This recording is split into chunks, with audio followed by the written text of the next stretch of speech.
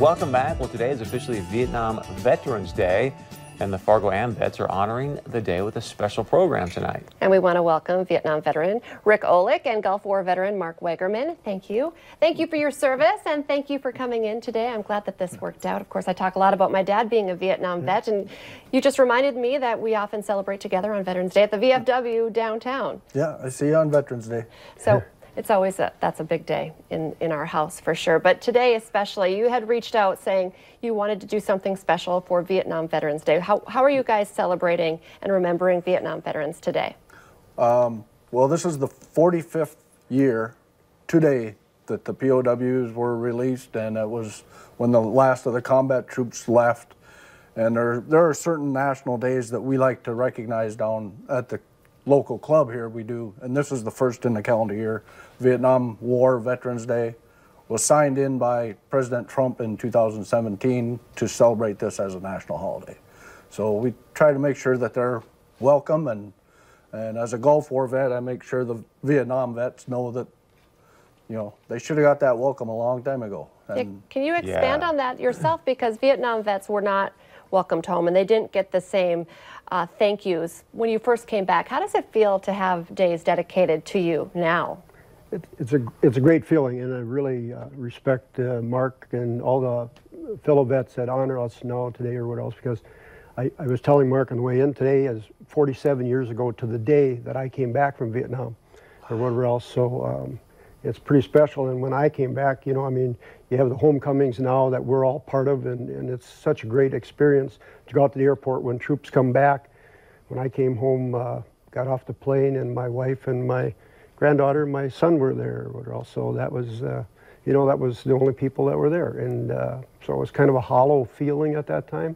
You know, you come back, and it was just a different climate in the country compared to now. And I think that's one of the greatest things Vietnam vets have given back to our country, is that we said no veteran after that, the way we were treated somewhat by our country, would have the same. So we've really worked hard as Vietnam vets to change that climate in the country.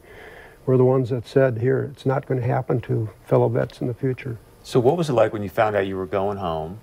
What was it like when you actually hit American soil and then getting the kind of response that you got? What kind of emotions did you go through? Well, it was mass exodus in 1972 when I came out. They were really withdrawing or whatever else.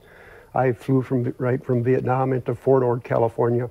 Thousands of troops there lined up, put you in lines, basically the Army.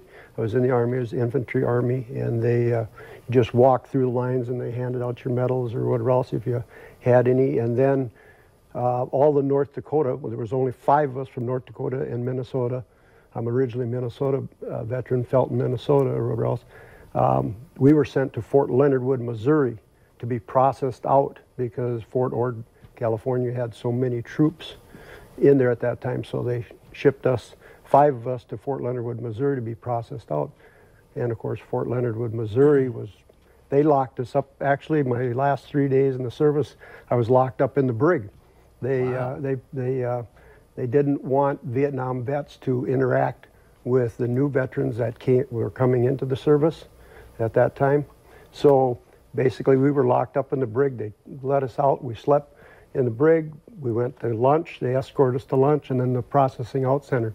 That was our kind of our welcome home, our own service. You were locked up for like 23 hours of the day? Yeah. Well, basically, other than that, put in the rec room and the pool hall room. We learned to shoot pool. You know, last 3 days. Goodness. Did you kiss the ground when you got home, though? No. Really? I didn't, or else I was very glad to be home or whatever else. But you know, I mean, there wasn't a lot of time. I was in Fort Ord, California for probably about 6 hours, and then on the plane to Fort Leonard Wood, Missouri, and you know, you're just on base, and that's it. You know, and then sent back to Fargo, North Dakota, in a little small plane or whatever else, and got off. That was it. So, yeah. I was going to say, how can people help celebrate? You have something going on tonight, correct? yeah, I was trying to get a guest speaker, which I wasn't able to line up. So I'm just going to go over many of the myths and facts about Vietnam and the timeline of Vietnam and things like that. And then we will do our Missing in Action POW table ceremony that we we do frequently down there. The program then starts at 6 p.m. at the Fargo Am Vets tonight. Tonight. Everyone's welcome. Yes. It's really great to, hopefully you get a crowd, and if not, it just kind of reminds you to say thank you and welcome home to the Vietnam veterans and all veterans. Thank you as well for your service. And it really is incredible how you guys, you know, are there for each other and support each other. What you're doing for the welcome home ceremonies and what you're doing for Vietnam veterans. Thank you. Thank you. Thank you very much. Thanks, you guys. Coming up next, we're going to be kids again. We're celebrating creativity with crayons.